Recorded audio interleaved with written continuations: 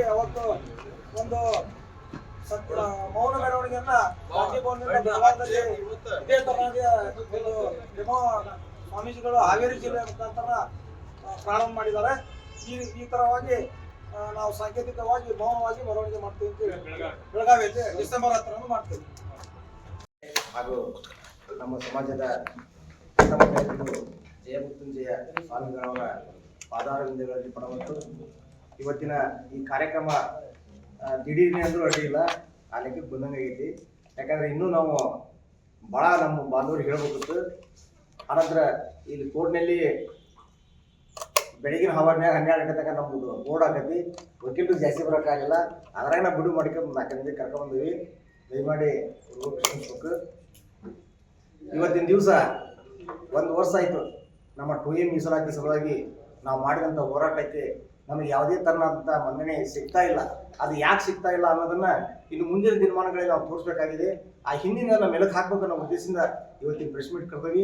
ಈ ಹೆಂಗ್ ಕುಡಿಯೋಲ್ಲ, ಇದಕ್ಕಿಂತ ಜಾಸ್ತಿ ಪ್ರಮಾಣದಲ್ಲಿ ನಾವೆಲ್ಲ ಕುಡ್ಕೊಂಡು ಮುಂದಿನ ಮೀಸಲಾತಿ ಹೋರಾಟಕ್ಕೆ ಒಂದು ಡಿಸೆಂಬರ್ 10ರಂದು ನಾವೆಲ್ಲರೂ ಪ್ರತಿಭಟನೆ ಮಾಡುವ ಮೂಲಕ ನಾವು ಸಂಘಟನೆ ಮಾಡೋಣ ಅಂತ ಹೇಳಿ ನಾನು ಎರಡು ಮಾತು. ಮಾಧ್ಯಮದ ಬಂಧುಗಳೇ ಮತ್ತು ದೃಶ್ಯ ಮಾಧ್ಯಮದ ಬಂಧುಗಳೇ, ಹಾವೇರಿ ಜಿಲ್ಲೆಯ ನಮ್ಮ ಲಿಂಗಾಯತ್ ಪಂಚಮಸಾಲಿ ಸಮಾಜ ವತಿಯಿಂದ ಕರೆದಿರ್ತಕ್ಕಂಥ ಈ ಮಾಧ್ಯಮ ಗೋಷ್ಠಿಯಲ್ಲಿ ಭಾಗವಹಿಸಿರ್ತಕ್ಕಂಥ ನಮ್ಮ ಜಿಲ್ಲಾ ಅಧ್ಯಕ್ಷ ಇರತಕ್ಕಂಥ ಬಸವರಾಜ ಹಾಲಪ್ಪನವರು, ನಮ್ಮ ಜಿಲ್ಲಾ ಪಂಚಮಸಾಲಿ ಅಡ್ವೊಕೇಟ್ ಪರಿಷತ್ತಿನ ಮತ್ತು ಕಿತ್ತೂರು ಕರ್ನಾಟಕದ ರಾಜ್ಯ ಅಧ್ಯಕ್ಷರು ವಕೀಲರ ಸಂಘದ ಅಧ್ಯಕ್ಷ ಇರತಕ್ಕಂಥ ಸಿದ್ದನಗೌಡ ಪಾಟೀಲ್, ನಮ್ಮ ಸಮಾಜದ ಸಿಗ್ಗಾಂವ ಘಟಕದ ತಾಲೂಕು ಅಧ್ಯಕ್ಷ ಇರತಕ್ಕಂಥ ಶಿವರಾಮರವರಿಗೆ, ಇದುವರೆಗೂ ನೇರವಾಗಿ ಖಂಡನೆ ಮಾತನಾಡಿರ್ತಕ್ಕಂಥ ನಮ್ಮ ರಾಣೆಬೆನ್ನೂರು ತಾಲೂಕು ಅಧ್ಯಕ್ಷ ಆಗಿರ್ತಕ್ಕಂಥ ಸಿದ್ದಣ್ಣ ಬಿದ್ರಿ ಅವರು, ನಮ್ಮ ಹಿರೇಕೆರೂರು ತಾಲೂಕಿನ ಸಮಾಜ ಮುಖಂಡರು, ನಮ್ಮ ಜಿಲ್ಲಾ ಚಳವಳಿಯ ನಾಯಕರಾಗಿರ್ತಕ್ಕಂಥ ಶಿವಕೈಗಳಾಗಿರ್ತಕ್ಕಂಥ ಚಳಿಗೇರಿ ಅವರು, ಮತ್ತೊಬ್ಬ ಸಮಾಜದ ಮುಖಂಡರಾಗಿರ್ತಕ್ಕಂಥ ನಮ್ಮ ದಾನಪ್ಪನವರು, ಈ ಒಂದು ವೇದಿಕೆಯಲ್ಲಿ ನೂತನ ರಾಣೆಬೆನ್ನೂರು ಪಂಚಮಸಾಲಿ ನಗರ ಅಧ್ಯಕ್ಷ ಆಗಿರ್ತಕ್ಕಂಥ ನಮ್ಮ ಸಮಾಜದ ಈ ಕಾರ್ಯಕ್ರಮಕ್ಕೆ ಆಗಮಿಸಿದ ನಮ್ಮ ರಾಜಣ್ಣ ಮತ್ತು ನಮ್ಮ ಜಿಲ್ಲಾ ಯುವ ಘಟಕದ ಅಧ್ಯಕ್ಷ ಗಂಗಾಧರ್ ಅವರು, ಡಾಕ್ಟರ್ ಮಂಜುನಾಥ್ ಅವರು, ಈ ಒಂದು ಸಭೆಯಲ್ಲಿ ಭಾಗವಹಿಸಿರ್ತಕ್ಕಂಥ ಎಲ್ಲ ನಮ್ಮ ವಕೀಲರ ಪರಿಷತ್ತು ಮತ್ತು ನಮ್ಮ ಪಂಚಸೇನೆ ರಾಜ್ಯದ ಬಸವರಾಜ ನರಗುಂಡಿ ಅವರು, ನಮ್ಮ ಸವಣೂರು ತಾಲೂಕು, ಹಿರೇಕೆರೂರು ತಾಲೂಕು, ರಾಣೆಬೆನ್ನೂರು, ಬ್ಯಾಡಗಿ ಮತ್ತು ನಮ್ಮ ಪಂಚಸೇನೆಯ ಸೋಷಿಯಲ್ ಮೀಡಿಯಾ ಅಧ್ಯಕ್ಷ ಮಂಜುನಾಥ್ ನರೇಗಲ್ ಅವರು ಎಲ್ಲರೂ ಬಂದರೆ ಎಲ್ಲರೂ ಕ್ಷಮಾಡ್ತೀವಿ. ಈಗಾಗಲೇ ನಮ್ಮ ಸಮಾಜದ ಅನೇಕ ನಾಯಕರು ಎಲ್ಲ ವಿಷಯ ಪ್ರಕಾರವಾಗಿ ಲಿಂಗಾಯತ ಪಂಚಮಸಾಲಿಗಳು, ಮೈಸೂರು ಪ್ರಾಂತದ ಗೌಡ ಲಿಂಗಾಯತರು, ಕರಾವಳಿ ಪ್ರಾಂತದ ಮಲೆಗೌಡರು, ಕಲ್ಯಾಣ ಕರ್ನಾಟಕದ ದೀಕ್ಷೆ ಲಿಂಗಾಯತರು, ಎಲ್ಲರ ಮಕ್ಕಳು ಸಂವಿಧಾನಬದ್ಧವಾಗಿ ನ್ಯಾಯ ಸಿಗಬೇಕು ಅಂತೇಳಿ ಇಡೀ ಕರ್ನಾಟಕದಲ್ಲಿ ಸಹ ಶಿಕ್ಷಣವನ್ನ ಮತ್ತು ಉದ್ಯೋಗವನ್ನು ಪಡಿಬೇಕು ಅಂತ 5 ವರ್ಷಗಳ ನಿರಂತರ ನ್ಯಾಯಯುತವಾದ ಹೋರಾಟ ಯಾವುದೇ ಪಕ್ಷದ ಯಾವುದೇ ಮುಖ್ಯಮಂತ್ರಿ ಆಗಲಿ ಅದು ಸಂಕಲ್ಪ ಮೀಸಲಾತಿ ಆದೇಶ ಪ್ರಮಾಣ ಪತ್ರ ಸಿಗುವವರೆಗೂ ಹೋರಾಟ ಕೈ ಬಿಡಬಾರ್ದಂತೆ. ಈ ಹಿಂದೆ ಮೊದಲ ಬಾರಿಗೆ ಸುವರ್ಣ ವಿಧಾನಸಭೆ ಏನು ಹೊಸದಾಗಿ ಕಟ್ಟಿದ್ರು ನಮ್ಮ ಕರ್ನಾಟಕದಲ್ಲಿ, ಕಟ್ಟಿದಾಗ ಮೊದಲ ಅಧಿವೇಶನವನ್ನ ಬೆಳಗಾವಿ ಮಾಡಿದಾಗ ಆ ಮೊದಲ ಅಧಿವೇಶನಕ್ಕೆ ಮೊದಲ ಬಾರಿಗೆ ಸುವರ್ಣ ವಿಧಾನಸೌಧಕ್ಕೆ ನಾವೇ ಫಸ್ಟ್ ಮುತ್ತಿಗೆ ಹಾಕಿದ್ವಿ. ಅವತ್ತು ಮುಖ್ಯಮಂತ್ರಿ ಜಗದೀಶ್ ಶೆಟ್ಟರ್ ಇದ್ರು. ಆ ಸಂದರ್ಭದಲ್ಲಿ ಮುತ್ತಿಗೆ ಹಾಕಿದಾಗ ನಮ್ಮ ಚಳವಳಿಗೆ ಅವ್ರು ಯಾವುದೇ ರೀತಿಯ ವಿರುದ್ಧ ಅಡೆತಡೆ ಮಾಡಲಿಲ್ಲ. ಅವತ್ತು ಉದಾಸಿ ಅವರು ಮತ್ತು ಉಮೇಶ್ ಕತ್ತಿ ಇಬ್ಬರು ಬಂದು ನಮ್ಮ ಮನವಿ ಪತ್ರ ಸ್ವೀಕಾರ ಮಾಡಿ ನಮಗೆ 2A ಮೀಸಲಾತಿ ಬೇಕಾಗಿರ್ತಕ್ಕಂಥ ಸಬ್ ಕಮಿಟಿ ರಚನೆ ಮಾಡಿದ್ವಿ.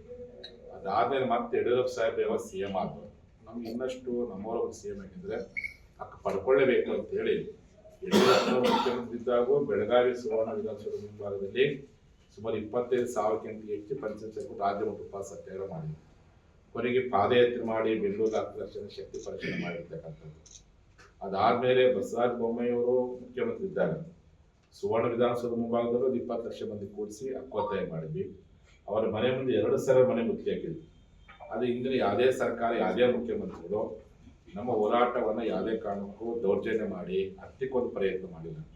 ಅವ್ರಿಗೆ ಎಷ್ಟು ಸಾಧ್ಯವಾಯಿತು ಅಷ್ಟು ಸ್ಪಂದಿಸ್ತಿದ್ರು, ಅಥವಾ ಉದಾಸೀನ ಮಾಡ್ತಿದ್ರು, ಅಥವಾ ಭರವಸೆ ಕೊಡ್ತಿದ್ರು, ನಾವು ಡೆಡ್ಲೈನ್ ಕೊಡ್ತಿದ್ವಿ. ಹಂಗೆ ಹೋರಾಟ ನಿರಂತರವಾಗಿ ಇತ್ತು. ಎಲ್ಲೇ ಒಂದು ಕಡೆ ಹೋರಾಟಕ್ಕೆ ಒಂದು ಭಯನೇ ಇತ್ತು, ಒಂದು ಕಡೆ ಗೌರವ ಇತ್ತು. ಅದೇ ಪ್ರಕಾರವಾಗಿ ಈ ಸರ್ಕಾರ ಬಂದ ಮೇಲೂ 1 ವರ್ಷಗಳ ಕಾಲ ನಿರಂತರವಾಗಿ ನಮ್ಮೆಲ್ಲ ಶಾಸಕರು ಅಧಿವೇಶನದಲ್ಲಿ ಒಂದು ಧ್ವನಿ ಎತ್ತುವಂಥ ಪ್ರಯತ್ನ ಮಾಡಿ ಅಧಿವೇಶನ ಧ್ವನಿ ಎತ್ತಕ್ಕೆ ಅವಕಾಶ ಕೊಡಲಿಲ್ಲ. ಅವರು ಮನೆ ಬಾಗಿಲಿಗೆ ಹೋಗಿ ಮನವಿ ಮಾಡಿಕೊಂಡು ಅವ್ರಿಗೆ ಏನೂ ಕಿಮ್ಮತ್ತು ಕೊಡಲಿಲ್ಲ. ಆಗ ನಾವೇನು ಮಾಡಿದ್ವಿ, ನಮ್ಮ ಸಮುದಾಯದ ವಕೀಲರ ಮೂಲಕ ಒಂದು ಒತ್ತಡ ಹಾಕಬೇಕು ಅಂತೇಳಿ ಕರ್ನಾಟಕದ ಸುಮಾರು 5-6 ಸಾವಿರ ವಕೀಲರ ಸಂಘಟನೆ ಮಾಡಿ ಅವ್ರ ಮುಖಾಂತರ ಸಿಎಂ ಒತ್ತಡ ಹಾಕಿದಾಗ ಸಿಎಂ ಅವರು ಕೋಟೆ ಮಾತುಕತೆ ಕರೆದು ವಕೀಲರ ಪರಿಷತ್ತಿನ ಮಾತುಕತೆ ಅವ ಮುಖ್ಯಮಂತ್ರಿಯಿಂದ ಸದ್ಯಕ್ಕೆ ನಾವೇನು ತೀರ್ಮಾನ ತೆಗೆದುಕೊಳ್ಳೋಕ್ಕಾಗಲ್ಲ ಅಂತೇಳಿ ಅದಕ್ಕೆ ನಮ್ಗೆ ಏನಾಯಿತು, ಇಲ್ಲಿ ಎಲ್ಲ ಮುಖ್ಯಮಂತ್ರಿಗಳಿಗೂ ನಾವು ವಿಧಾನಸೌಧ ಮುಂಭಾಗದಲ್ಲಿ ಪ್ರತಿಭಟನೆ ಮಾಡಿ ಅದೇ ಪ್ರಕಾರವಾಗಿ ನಿಮ್ಮ ಆ ಧೋರಣೆ ವಿರುದ್ಧವಾಗಿ ನಾವು ಸುವರ್ಣ ವಿಧಾನಸೌಧ ಮುಂಭಾಗದಲ್ಲಿ ಸುವರ್ಣಸೌಧ ಮುಖ್ಯ ಆಗ್ತೀವಿ ಅಂತ ಡಿಸೆಂಬರ್ 10ನೇ ತಾರೀಕಿಗೆ ನಾವೆಲ್ಲ ಕರೆ ಕೊಟ್ಟಿವಿ. ಆ ಡಿಸೆಂಬರ್ 10 ಲಕ್ಷಾಂತರ ಸಂಖ್ಯೆಯಲ್ಲಿ ಬೆಳಗಾವಿ ಸುವರ್ಣ ವಿಧಾನಸೌಧ ಮುಂಭಾಗದಲ್ಲಿ ಜಮಾಯಿಸಿದ್ವಿ. ಸರ್ಕಾರ ಪರ 4 ಜನ ಮುಖ್ಯಮಂತ್ರಿಗಳು ಕರೆಸಿ ಸಿಎಂ ಅವರು ಇಲ್ಲ ಮುಖ್ಯ ಆಗಕ್ಕೆ ಹೋಗ್ಬೇಡ್ರಿ, ನಿಮ್ಮ ಬೇಡಿಕೆ ಏನದು ಅದ್ರ ಬಗ್ಗೆ ನಾವು ತಿಳ್ಕೊಂಡು ಹೋಗಿ ಬಂದೀವಿ ಅಂತಂದು. ನಮ್ಮ ಜನ ಏನು ಹೇಳಿದ್ರು, ಸಿಎಂ ಅವರು ಇವತ್ತು ಸ್ಪಂದನೆ ಮಾಡಿಲ್ಲ, ನಾವಿದ್ದ ವೇದಿಕೆಗೆ ಮುಖ್ಯಮಂತ್ರಿ ಬರಬೇಕು ಅಂತ ಆಗ್ರಹ ಮಾಡಿದ್ರು. ಮುಖ್ಯಮಂತ್ರಿ ಬರ್ಲಿಕ್ಕಾಗಲ್ಲ ಅಂತ ADGP ಅವರು ಹೇಳಿದರು. ಹಾಗಾಗಿ ನಾವೇ ಮುಖ್ಯಮಂತ್ರಿ ಬಳಿಗೆ ಹೋಗ್ತೀವಿ ಅಂತೇಳಿ ನಾವೆಲ್ಲ ಕೂತ್ಕೊಂಡು ಮೊದಲು ವಕೀಲರು, ಅವ್ರ ಹಿಂಭಾಗದಲ್ಲಿ ರೈತರು, ಆಮೇಲೆ ನಾವೆಲ್ಲ ಜನಪ್ರತಿನಿಧಿಗಳು, ಅವರು ಸಾವಿರಾರು ಸಂಖ್ಯೆಯಲ್ಲಿ ಸಿಎಂ ಅವರು ಇದ್ದಲ್ಲಿ ಹೋಗಿ ಮನವಿ ಪತ್ರ ಕೊಟ್ಟರೆ ಆಯ್ತು ನಡ್ಕೊಂತ ಹೊಂಟಿದ್ವಿ. ಆ ರಾಷ್ಟ್ರೀಯ ಹೆದ್ದಾರಿಯಲ್ಲಿ ವಿನಾಕಾರಣ ನಮ್ಮ ಅಮಾಯಕ ಪೊಲೀಸರಿಗೆ ಕುಮ್ಮ ಕೊಟ್ಟು ಬಿಂಡ್ರಸ್ ಮೇಲೆ ನಮ್ಮ ಸಮುದಾಯದ ಮೇಲೆ ಯಾವುದೇ ರೀತಿಯಾಗಿರ್ತಕ್ಕಂಥ ಮುನ್ಸೂಚನೆ ಕೊಡಲಾರ್ದಲ್ಲಿ ಕಾನೂನು ಬಾಹಿರವಾಗಿ ದೌರ್ಜನ್ಯ ಮಾಡುವಂಥ, ಮಾರಣಾಂತಿಕವಾಗಿ ದೌರ್ಜನ್ಯ ಮಾಡುವಂಥ, ಅದು ಲಾಠಿ ಚಾರ್ಜ್ ಮಾಡುವಂಥ ಕೆಲಸ ಮಾಡಿದ್ರು. ನಮ್ಮ ಹಾವೇರಿ ಜಿಲ್ಲೆ ಭಾಳ ಜನ ವಕೀಲರಿಗೆ ಹೊಡ್ತಿದ್ರು, ರೈತರಿಗೆ ಹೊಡ್ತಿದ್ರು. ಸುಮಾರು ಸಾವಿರಾರು ಜನರು ಕೈಕಾಲು ಬಿಡ್ಕೊಂಡಿದ್ದಾರೆ. 100 ಜನರು ಇವತ್ತು ಸಾವು ಬದುಕಿನ ಜೊತೆ ಹೋರಾಟ ಮಾಡ್ತಿದ್ದಾರೆ. ಲಕ್ಷಾಂತರ ಜನ ಇವತ್ತು ಕಣ್ಣೀರು ಹಾಕಿದ್ದಾರೆ. ಈ ಘಟನೆ ಇಡೀ ಲಿಂಗಾಯತರ ಇತಿಹಾಸದಲ್ಲಿ ಮೊದಲ ಬಾರಿಗೆ ದೌರ್ಜನ್ಯ. ಬಹುತೇಕ ಸ್ವತಂತ್ರ ಬಂದ ಮೇಲೆ ಇದು ಚೆನ್ನಮ್ಮನ ಕಾಲದಲ್ಲಿ ದೌರ್ಜನ್ಯ ಆಗಿತ್ತು, ಬಸವಣ್ಣ ಕಾಲದಲ್ಲಿ ಶರಣರ ದೌರ್ಜನ್ಯ ಆಗಿತ್ತು, ಮೈಸೂರು ಪ್ರಾಂತದಲ್ಲಿ ದೌರ್ಜನ್ಯ ಆಗಿತ್ತು, ಕೇಳಿದ ಇತಿಹಾಸ. ಅದು ಸಂವಿಧಾನ ಬಂದ ಮೇಲೆ ಇದುವರೆಗೂ ಯಾವುದೇ ಮುಖ್ಯಮಂತ್ರಿಗಳು ಯಾವುದೇ ಲಿಂಗಾಯತ ಹೋರಾಟವನ್ನು ಈ ರೀತಿಯಾಗಿ ಹತ್ತಿಕ್ಕೋ ಪ್ರಯತ್ನ ಯಾರು ಮಾಡಿದ್ದಿಲ್ಲ. ನಮಗೆ ಉದಾಸೀನ ಮಾಡಿದ್ರೆ ನಾವು ಬೇಜಾರಾಕಿದ್ವಿ, ಕೊಡಕ್ಕಾಗಲ್ಲ ಅಂತ ನಾವು ಬೇಜಾರಾಕಿದ್ದಿಲ್ಲ. ಆದರೆ ಏಕಾಏಕಿ ಕಾನೂನನ್ನ ಮೀರಿ ಬಿಟ್ಟು ಯಾವುದೇ ಮುನ್ಸೂಚನೆ ಕೊಡೋದು, ಯಾವುದೇ ಅನೌನ್ಸ್ಮೆಂಟ್ ಮಾಡೋದ್ರೆ ಲಾಠಿ ಚಾರ್ಜ್ ಮಾಡಿರ್ತಕ್ಕಂಥ ಕಾರ್ಯಕ್ಕಿದೆಯಲ್ಲ, ಅದು ನಮ್ಮ ಜನರಿಗೆ ಒಂದು ರೀತಿಯ ಸ್ವಾಭಿಮಾನಕ್ಕೆ ಪೆಟ್ಟು ಬಿದ್ದಿದೆ. ಎಲ್ಲ ಕಾರಣಕ್ಕೋಸ್ಕರವಾಗಿ ಮತ್ತೆ ಡಿಸೆಂಬರ್ 10ನೇ ತಾರೀಕು ನಾವೆಲ್ಲ ಒಂದು ಕಡೆ ಕೂಡಿ ಆ ದಿನವನ್ನ ಲಿಂಗಾಯತರ ಮೇಲಿನ ದೌರ್ಜನ್ಯ ದಿನ ಅಂತ ನಾವೆಲ್ಲ ಆಚರಣೆ ಮಾಡಕತ್ತೀವಿ. ಅದರ ಅಂಗವಾಗಿ ಬೆಳಗ್ಗೆ 10 ಗಂಟೆಗೆ ಬೆಳಗಾವಿ ನಗರದಲ್ಲಿರ್ತಕ್ಕಂಥ ಗಾಂಧಿ ಭವನದಿಂದ ಒಂದು ಪಂಚಮಸಾಲಿ ಮೌನ ಪಥ ಸಂಚಲನ ಅಂತೇಳಿ ನಾವು ಬಾಯಿಗೆ ಮತ್ತು ಎಡಗೈಗೆ ಕರಿಬಟ್ಟೆಯನ್ನು ಕಟ್ಕೊಂಡು ಬಲಗೈಯಲ್ಲಿ ಪಂಚಮಸಾಲಿ ಚೆನ್ನಮ್ಮನ ಧ್ವಜ ಇಟ್ಕೊಂಡು ಒಂದು ಮೌನ ಪ್ರತಿಭಟನೆಯನ್ನು ಮಾಡಬೇಕು ಅಂತ ತೀರ್ಮಾನ ಮಾಡಲಾಗಿದೆ. ಹಾಗಾಗಿ ಯಾಕಂದ್ರೆ ಆ ದಿನವನ್ನು ಮರೆಯೋದು ಬೇಡ. ಯಾವ ರೀತಿಯಾಗಿ 1980ರ ನರಗುಂದ ರೈತರ ಹೋರಾಟವನ್ನು ಪ್ರತಿ ವರ್ಷ ನಮ್ಮ ರೈತರು ನರಗುಂದ ಬಂಡಾಯ ಅಂತ ಆಚರಣೆ ಮಾಡ್ತಾರೆ. ಅದೇ ತರನಾಗಿ ನಾವು ಸಹ ಮೀಸಲಾತಿ ಸಿಗೋವರೆಗೂ ಡಿಸೆಂಬರ್ 10ರ ದಿನವನ್ನ ನಮ್ಮ ಲಿಂಗಾಯತರ ಮೇಲೆ ದೌರ್ಜನ್ಯ ದಿನ ಅಂತ ಆಚರಣೆ ಮಾಡಿ ಆ ನೋವನ್ನ ನುಂಗ್ಕೊಂಡು ಮುಂದೆ ಮೀಸಲಾತಿನ ಪಡೆಯುವಂಥ ಸಂಕಲ್ಪ ಮಾಡಲಿಕ್ಕೋಸ್ಕರವಾಗಿ ಮತ್ತು ಯಾವುದೇ ಸರ್ಕಾರ ಯಾವುದೇ ಪಕ್ಷದವರು ಈ ರೀತಿಯಾಗಿ ಮೀಸಲಾತಿ ಕೇಳುವಂಥ ಸಂದರ್ಭದಲ್ಲಿ ಯಾವುದೇ ಪ್ರಾಮಾಣಿಕವಾದ ಬೇಡಿಕೆಯನ್ನು ಈಡೇರಿಸಿಕೊಳ್ಳೋ ಸಂದರ್ಭದಲ್ಲಿ ಯಾವ ಸರ್ಕಾರ ಈ ರೀತಿಯಾಗಿ ಕಾನೂನು ಬಾಹಿರವಾಗಿ ದೌರ್ಜನ್ಯ ಮಾಡಬಾರ್ದು ಅನ್ನುವಂಥ ಒಂದು ಎಚ್ಚರಿಕೆಯನ್ನು ಕೊಡ್ಲಿಕ್ಕೋಸ್ಕರವಾಗಿ ಮತ್ತು ಅವತ್ತೇನು ನಮ್ಮ ಹೋರಾಟ ಹತ್ತಿಕ್ಕೆ ಲಾಠಿ ಚಾರ್ಜ್ ಮಾಡಿದರೆ ನಮ್ಮ ಮೀಸಲಿಸಿದವರಿಗೆ ಯಾವ ಕಾರಣಕ್ಕೂ ನಾವು ನಿಲ್ಲಲಿ ಹೋರಾಟ ನಾನು ನಿರಂತರ ಮಾಡ್ತೀವಿ ಅಂತ 3 ಸಂದೇಶವನ್ನ ತಿಳಿಸ್ಲಿಕ್ಕೋಸ್ಕರವಾಗಿನೇ ಅವತ್ತು ಮೌನ ಪಥ ಸಂಚಲನವನ್ನು ಮಾಡಲಾಗ್ತಿದೆ. ಹಾಗಾಗಿ ಆ ಡಿಸೆಂಬರ್ 10ನೇ ತಾರೀಕು ಅದು ಮರೆಯೋದು ಬೇಡ ಕಾರಣಕ್ಕೆ ಎಲ್ಲರೂ ಕೂಡ ತೀರ್ಮಾನ ಮಾಡಿರ್ತಕ್ಕಂಥದ್ದು.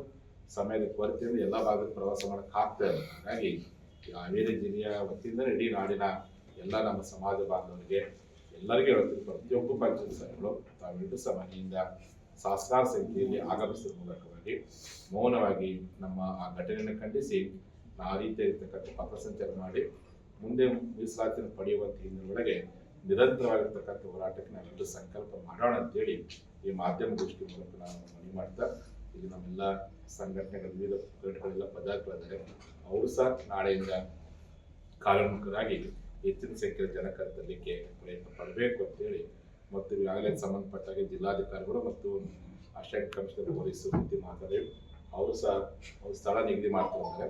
ಆ ಜಿಲ್ಲಾಧಿಕಾರಿ ಯಾವ ಸ್ಥಳ ತೋರಿಸ್ತಾರೋ ಗಾಂಧಿ ಭವನದಲ್ಲಿ ಮೊದಲು ಸೇರ್ತೀವಿ, ಅಲ್ಲಿಂದ ನಡ್ಕೊಂಡು ಹೋಗ್ತೀವಿ. ಜಿಲ್ಲಾಧಿಕಾರಿಗಳು ಸತ್ಯಾಗ್ರಹಕ್ಕೆ ಯಾವ ಸ್ಥಳ ತೋರಿಸ್ತಾರೆ ಹೋಗಿ ಸಂಜೆವರೆಗೂ ಸತ್ಯಾಗ್ರಹ ಮಾಡಿಕೊಂಡು ಮತ್ತೆ ನಮ್ಮ ಹೋರಾಟವನ್ನ ಅವತ್ತು ಸಮರ್ಪಗೊಳಿಸ್ತೀವಿ. ಮತ್ತು ಮೀಸಲಾತಿ ನೀವು ಗಾಂಧಿ ಭವನದಿಂದ ದುಡಿತಾನೆ ಅವನೇ ಬೆಂಬಲ ಕೊಡ್ತಾರೆ.